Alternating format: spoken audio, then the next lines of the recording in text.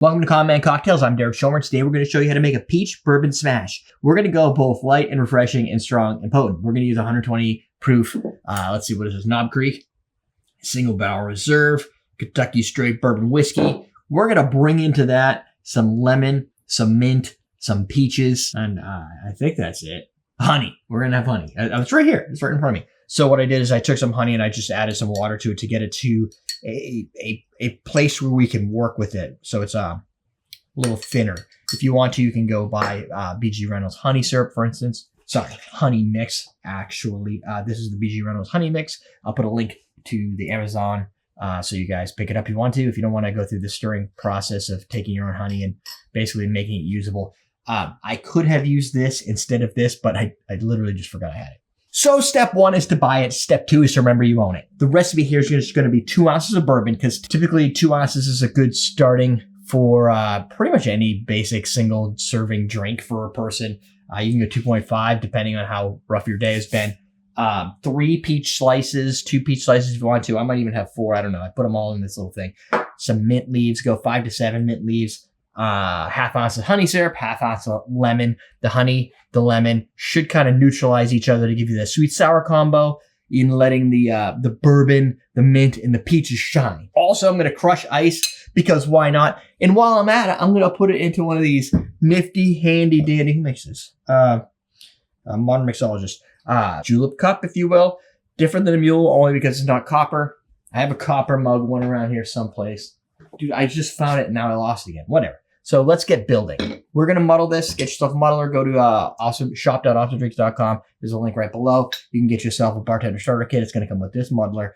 And you're going to muddle, in this case, the kind of all the fruits, the syrups, all the things that aren't bourbon. Nice. So we're going to do a half ounce of our lemon juice. We're going to do a half ounce of this sweet, delectable honey. There is actually a difference between like the different clove honeys and or clover honey, is it? There's wildflower honey. There's tons of different honeys, and they all kind of give you different nuances. Whether you'll be able to tell in here, I don't know. Here's our, I kind of pre-counted, whatever. Throw on a pile of mint leaves. And, oh, I wanted a peach garnish. I think I left the garnish. Is this it? No. This it? No. I might have ate the garnish. Oh well. Screw garnishes. You want to garnish, put a slice of peach with a mint sprig on it. Okay. You got your peaches. You've got your mint. You've got your, what else you got in there? Lemon. So you're either going to muddle it all up, add your bourbon, then you're going to shake it with ice. Then you can either dump it into the glass, or if you wish, you could strain it or double strain it in this case.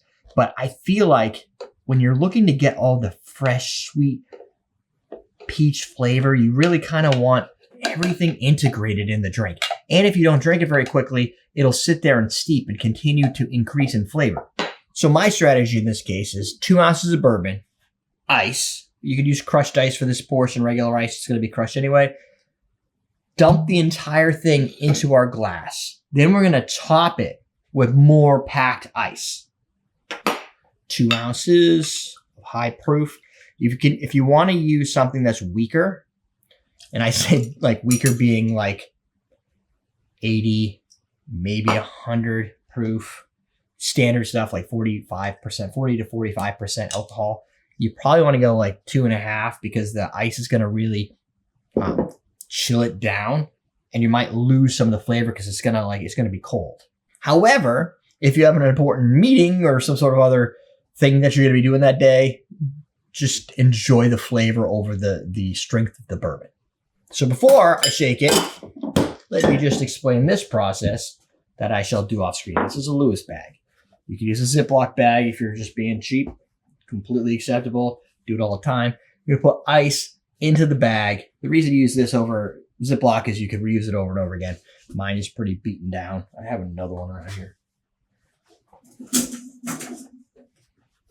That one looks worse. Add your ice, whack it with a mallet. Now you're going to have something to top your drink with.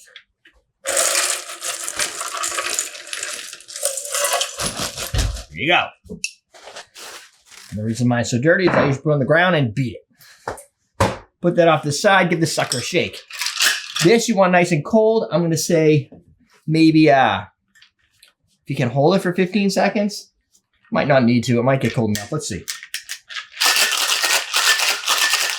You can smell the bourbon taking effect. Glass, unless you're going to do the double strain. But I'm lazy. I want to integrate everything together. Here we go. Oh, good. There's plenty of room. Nothing left in here. My crushed ice could have been crushier.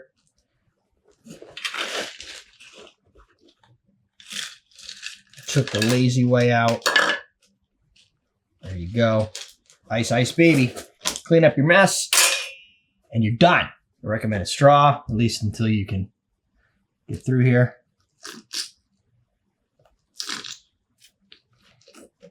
Now, the problem you'll have with your straw quite quickly will be you will inevitably find a little mint piece that's going to and plug it up, but it's a good start. Then once the kind of ice chills everything down, it's going to get a little bit easier.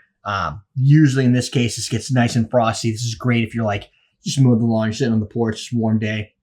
The ice is going to help insulate this and keep it colder for a longer period of time. The glass gets cold really quickly. So in effect, what you're doing is you're freezing the beverage without excess dilution, especially when you're using crushed ice. Because the ice particles are smaller, they dilute faster, they add the chill. You don't get cold drink without melt water that's cold in your drink. Peach bourbon smash. Oof. Freaking strong though. Oh, wow. For only 2 ounces of bourbon, 60% alcohol, she's got a kick. You get the mint. There's a subtle peach. Not as much peach as I was kind of expecting.